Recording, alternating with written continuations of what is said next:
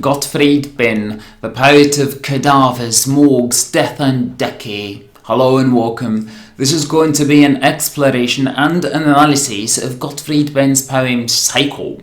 I think I'll be going through a number of his poems, probably all the poems in the Morgue collection, as they're morbidly fascinating, and we love that, don't we? Normally, I'm not a huge fan of translated poetry because obviously poems lose a lot of spark when they're translated from their original languages. The musicality, all the phonetic aspects get lost. But there are some poems that survive the transition of translation and remain powerful through their imagery, albeit divested of their assonance. First, a little bit about the poet, Gottfried Benn. He's notorious for being the landmark of Expressionism in poetry. Expressionism in art, particularly in painting and poetry, is the idea that art is the means through which the artist communicates his personal experience. It's built on the idea that objective reality doesn't exist, and art offers the possibility to convey one's experience of reality. Let's use a ridiculously simple example. Some food that you find tasty, but that one of your friends hates. Let's say it's beetroot. It's the same food, but when you put it in your mouth, masticate it and swallow it, it's a wonderful experience.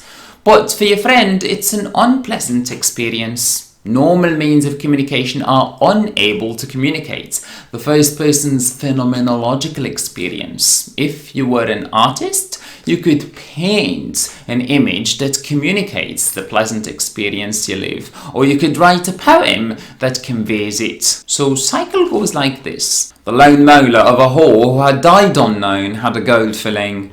As if by silent agreement, the others had all fallen out, but this one the morgue attendant knocked out and pawned to go dancing, for he said, "Only earth should return to earth." This is a short, condensed poem that packs a lot of brutality. In short, the poem tells us about this dead woman that is on the table of a morgue attendant. He notices she has a gold filling, which he poaches and intends to use to pay for his amusement. In the first line, Benn uses the word whore instead of prostitute. There are two main differences between whore and prostitute. The first and most obvious one is that prostitute is a little more neutral. It's not as judgmental as whore, and this fits perfectly Expressionism. There is no neutrality. Experiences are individualized, and art is the artist's attempt to communicate how he experiences a given event.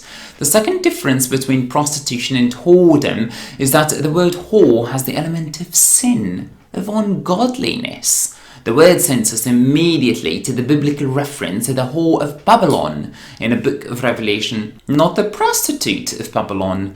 So this dead woman is belittled, she's sinful and against God, and she died alone. Now a woman who sells sex is sought after. Because of sexual drive and lust, women, especially promiscuous women, are never alone. Benn highlights the painful existence of a sex worker. There is on the one hand the illusion of being valued, wanted and desired.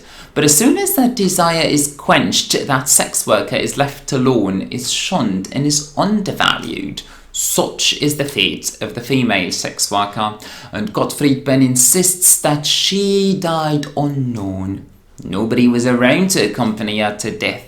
Nobody even knows what she died of. She could have drowned, been murdered, or died of the cold. It's irrelevant. Immediately in the following line, we're told that she had a gold filling in her teeth. We're also told, and this is important, that all her other teeth had fallen. The gold filling was the only thing that hadn't, and this carries some meaning. It symbolizes how this woman lost everything organic, everything genuine about herself. All that was left was a synthetic piece. Her profession, being a prostitute, a whore, killed everything human about her long before her death.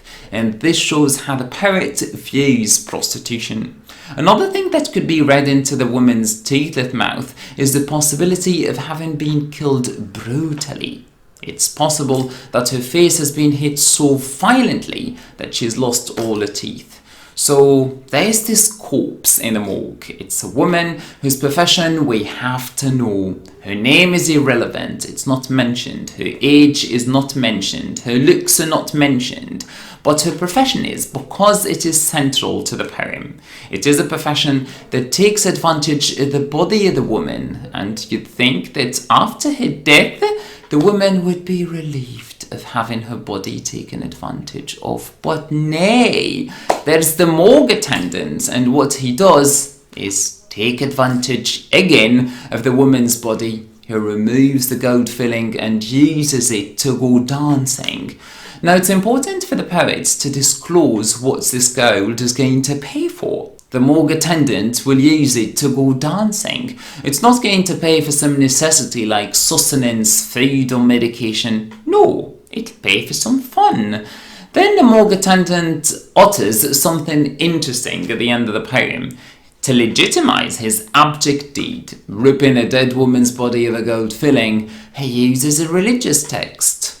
Only earth should return to earth, meaning that his deed is not immoral. It's not out of greed. On the contrary, he's conforming to a religious maxim and to the natural order of things.